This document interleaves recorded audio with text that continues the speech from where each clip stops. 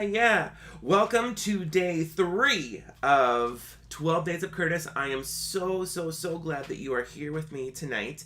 I know that a few of you have been hanging out with me since day 1 a couple nights ago, so thank you for being so faithful and for hanging out with me for a fun time online. And tonight, as the song would have it, right, we would go, on the 3rd day of Christmas, my true love gave to me 3 French hens. 2 turtle doves and a partridge in a pear tree.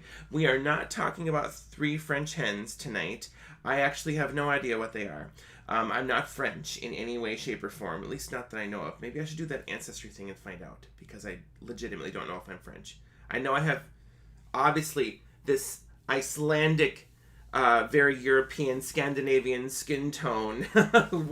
Could suggest any number of ancestral heritages from the continent of Europe. But as far as I know, I'm not French. We'll talk about that another day. So at any rate, we're not talking about French hens tonight, but we are talking about 3 gifts that I do have. And these are fun facts about me, but I want to introduce them to you one by one.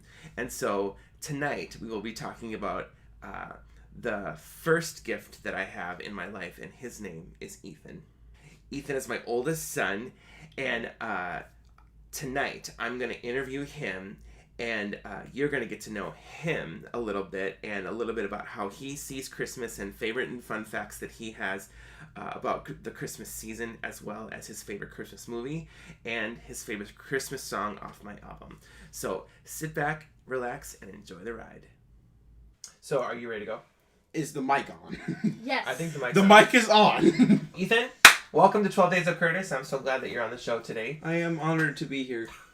Thank you. You're funny. All right. So tell me, how old are you?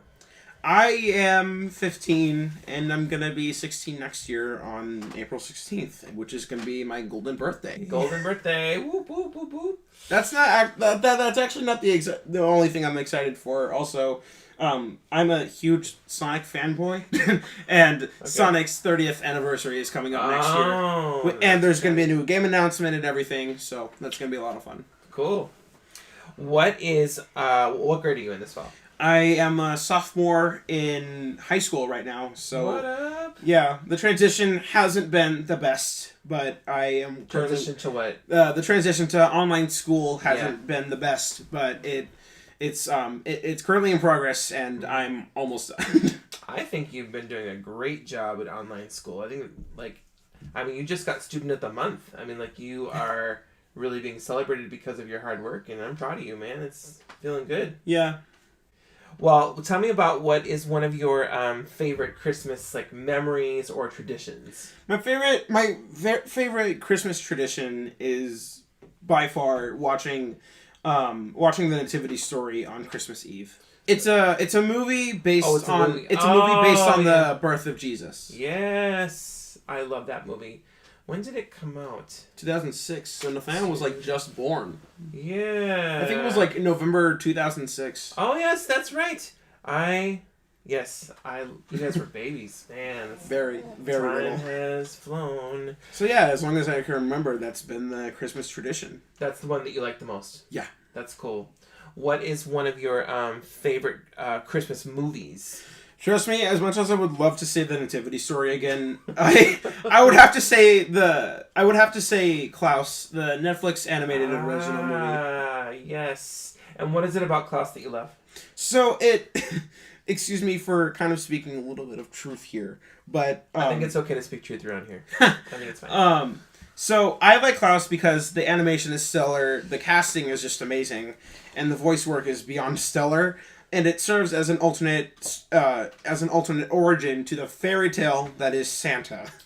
Ah, so I feel like you're suggesting that Santa Claus is a fairy tale. Okay, so here's my dilemma with this whole thing. There's a dilemma. Yes, Okay, there's a giant dilemma. There's a dilemma. Might as well have made a video essay about it.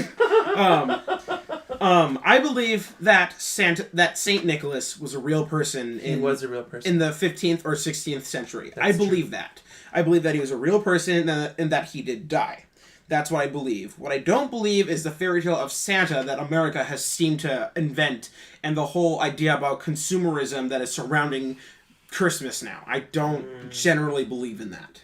So you don't like the commercialization or the consumerism of Christmas. Yeah, because it doesn't really, like, the gifting aspect, yes, is part of the original nativity story.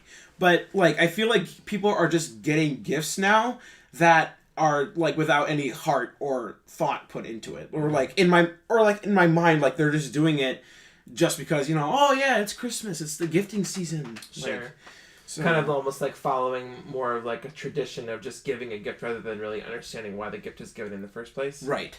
Yeah, that's cool. Well, I think that is amazing that you understand that and that you know the real reason why Christmas even exists in the first place. Yeah. I think that's awesome. All right, last question.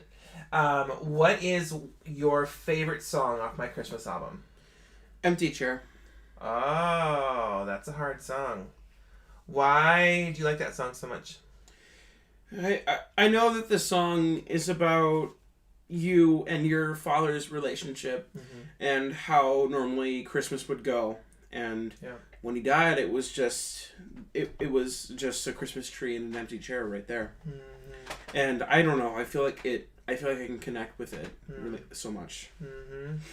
Yeah, that's a hard song because I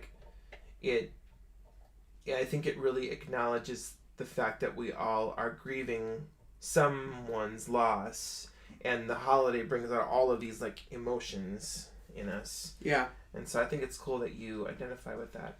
I will never forget at your grandpa's funeral that moment when you were a pallbearer and you helped carry his casket out to the hearse. That was a beautiful moment. You were like the youngest one in the whole mix because you're standing right next to Uncle Matt. Here's you, here's Uncle Matt. Yeah. So I think you have a different kind of memory of Grandpa Hunt than maybe your brothers do, just because of how old you are. But that's cool. I know that you always get teary with Empty Chair, and I appreciate you sharing that with me. Thanks for coming on the show, man. No problem. Yeah.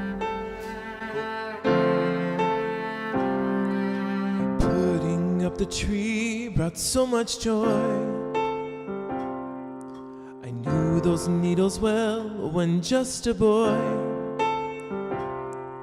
The tinsel shimmered bright, twinkling in the night. The book in hand, your chair reclined. The toys wrapped up, your smile was kind. And though impatiently I listened to you read the old story by the tree. And this year the tree stands over there, right next to your old empty chair.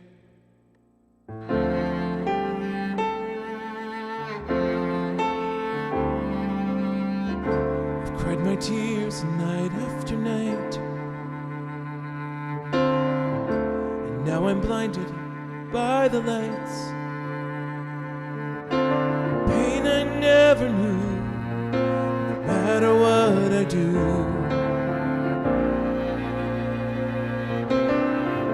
I've had to learn life isn't fair. Your days are gone, now I'm aware.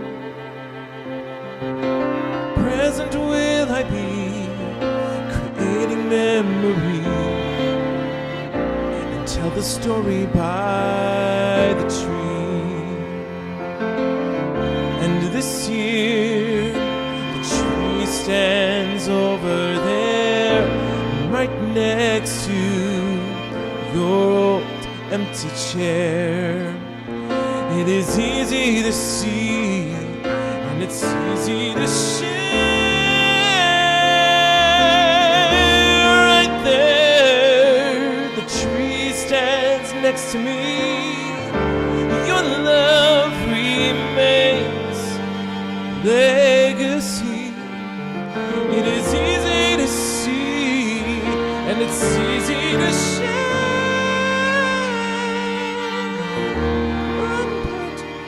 because of your empty chair.